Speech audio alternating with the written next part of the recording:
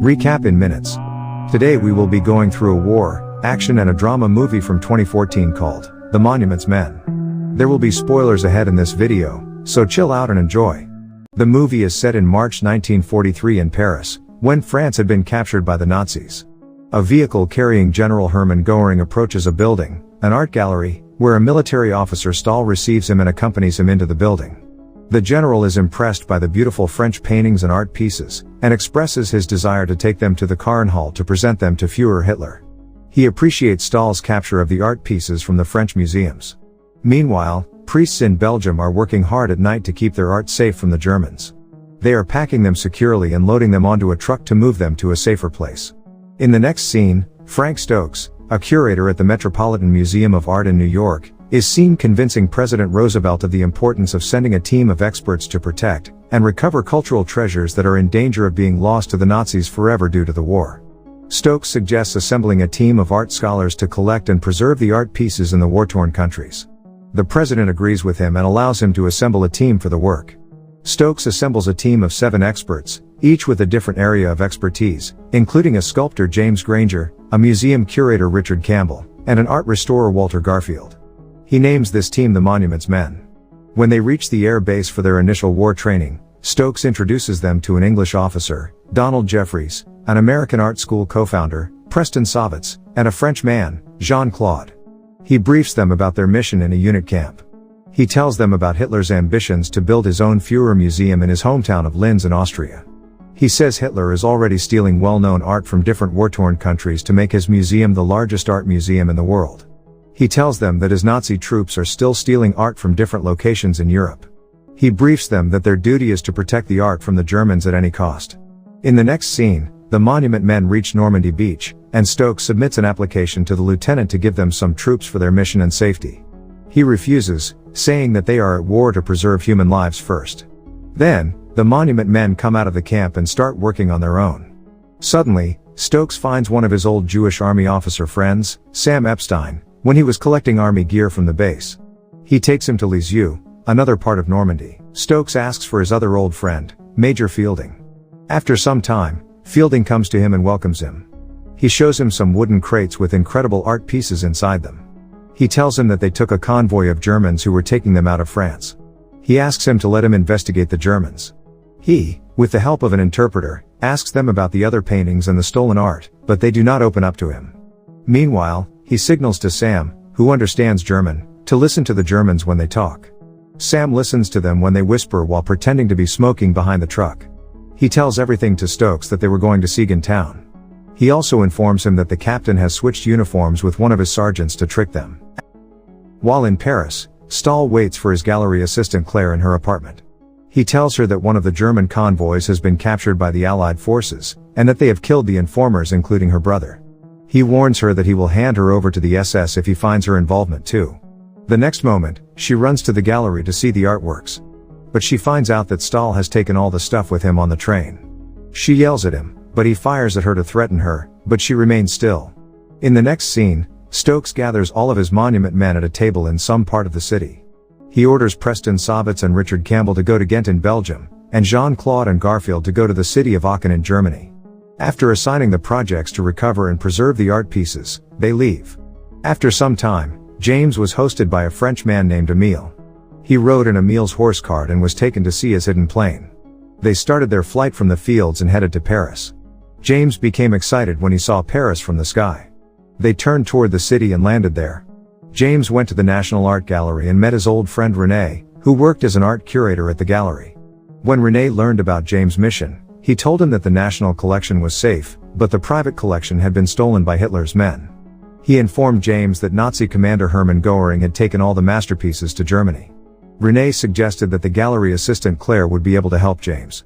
James went to her and told her that he would convince the authorities to let her out, because she had been charged with collaborating with the Germans to steal art from the gallery. She did not believe him and said they would just steal their stolen art too. In the next scene, Preston reached Ghent in Belgium. The priest informed him that the art pieces from the church had also been stolen by the Germans. He called Stokes and told him everything about the stolen art from the church. After this, he left Campbell in the room and went out for a walk. Suddenly, a German soldier appeared behind the trees and pointed a gun at him. Meanwhile, Campbell came out and aimed his gun at the German. He asked him to put the gun down and go his own way, assuring him that they would not harm him. However, the German did not understand English and did not move. Campbell sat down on the grass and gestured for the German to do the same. They both sat down, and Campbell then threw a pack of cigarettes in front of the German as a friendly gesture. They both smoked there and the German eventually left. After some time, while Claude was talking to the priest about the stolen art, a sniper shot at them. They took shelter immediately behind the pillars. Claude instructed Garfield to distract the shooter while he ran to get inside the building. Garfield started firing at the windows of the building while Claude went inside. After going through the floors, Claude found the shooter, who turned out to be a teenage boy. The boy immediately surrendered to Claude, fearing for his life. At night, Jeffries went to the colonel of the town Bruges to ask for permission to enter the town. When the colonel asked him why he needed this permission, Jeffries told him that he was an art specialist and was there to protect the paintings. The colonel informed him that he could go to the town because of a security deal with the mayor of Bruges. Disappointed, Jeffries takes his bicycle and rides to town on his own. He crosses many streets and reaches a church where he sees the sculpture of Madonna and Child. He finds many priests there and asks them to help hide the sculpture. Shortly after, some Germans come to the church and start packing the sculpture. Jeffries sees them, hides himself, and loads his pistol. The German lieutenant hears it and comes from behind the pillar. He shoots at him immediately, leading him to die there. They take the sculpture afterward. After some time, Hitler signs a directive written by him that if anything happens to him or Germany falls, they will destroy every German possession. James shows this Nero decree to Claire and requests her help. She agrees to help him, saying that they have taken the art to Germany, so they should not be here to get the stolen art. James forwards the letter to his teammates in Germany. Stokes gets the Nero decree and orders his men to go to different towns in Germany to find the art. He orders them to scatter in Siegen, Merkers, and Nuremberg. Campbell feels a toothache there and goes to the dentist afterward. The dentist talks about his dentistry and asks them about their professions. When Preston tells him that they are art collectors from New York, the dentist tells them that his nephew is also an artist. After that, they all go to the nephew's house. Preston inspects his paintings in his house and gets impressed that they were the original pieces. The nephew says that they are copies. Now Preston suspects him, while Campbell draws his pistol out at the table. The nephew was actually Stahl, who was with the German commander Hermann in the gallery. They take him to the base afterward. On the other hand, Jean-Claude and Garfield stop their van in a field to let Claude have a look at the horse. Garfield sees some American soldiers hidden behind the bushes. He calls Claude to keep moving from there. Meanwhile, Claude notices some movements in the bushes too. He walks nervously, but when he hears a twig snap, he runs from there. The German soldiers shoot them while the American soldiers respond from their side of the bushes. Garfield drives his van away but could not save Claude, who dies eventually because of excessive bleeding. In the next scene, Preston and Campbell tell Stokes and others that they have searched the farmhouse of Stahl and found some maps. They show them the maps but accept that they could not find the stolen art in the marked locations. Sam tells them the meaning of the specific word Zaltz on the map. He says that the word stands for mine. Now they all understand the secret of the art locations. They all decide to check the salt mine of Siegen. In the morning, they all get there and find 1,600 pieces of the stolen art. Stokes writes about this to James and orders him to come back to them. When he gets the letter, he prepares to leave, but he finds Claire sitting in a restaurant. He waves at her, and she calls him in. She shows him that his men are in the newspaper. She invites him to come to her apartment for dinner. At night, he goes to her place where she shows him photographs of the Nazi art thieves.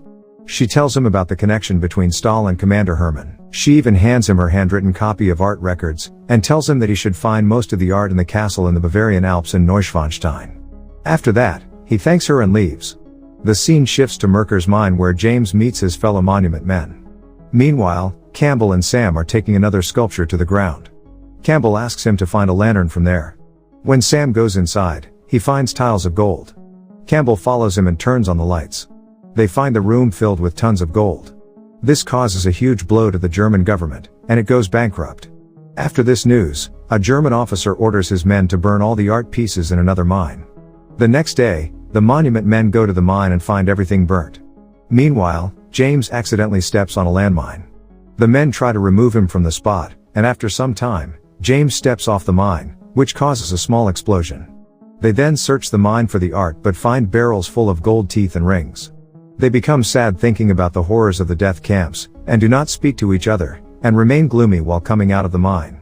In the next scene, They travel to the castle in the Bavarian Alps and find numerous art statues, sculptures, and paintings there. They look at the art pieces and wonder about them. Suddenly, Garfield finds out that there is another mine in Altaussee where the Germans put other pieces of art. They rush to the mine immediately. When they get there, the in charge tells Stokes that they have captured a German colonel. Stokes goes to the colonel and asks about the art pieces he burnt. The colonel answers that the war is over, and he will be released according to the Geneva Conventions. Stokes warns him that he will not be released because of his war crimes at the death camps. The colonel does not cooperate with him, so Stokes comes out and asks his men to get the mine's diagram. Meanwhile, the in charge informs him that they have orders to evacuate the place, as the Russians are coming to the area. The next moment, they blow the blockage of the mine and enter it. The Russians hear this explosion on the hill, and the lieutenant orders them to move to the location. The monument men evacuate as much artwork as possible, fill the truck with the art, and leave the mine just before the Soviets arrive. After some time, Stokes is seen briefing the president again about their successful work in Europe. He tells him that all the retrieved artwork has been returned to its rightful owners. He also informs him that he has lost 2 of his men on this mission. The movie ends in 1977 by showing the sculpture of Madonna and the child in Bruges, Belgium. Thanks for watching. Subscribe recap in minutes for more videos like this, and help the channel grow.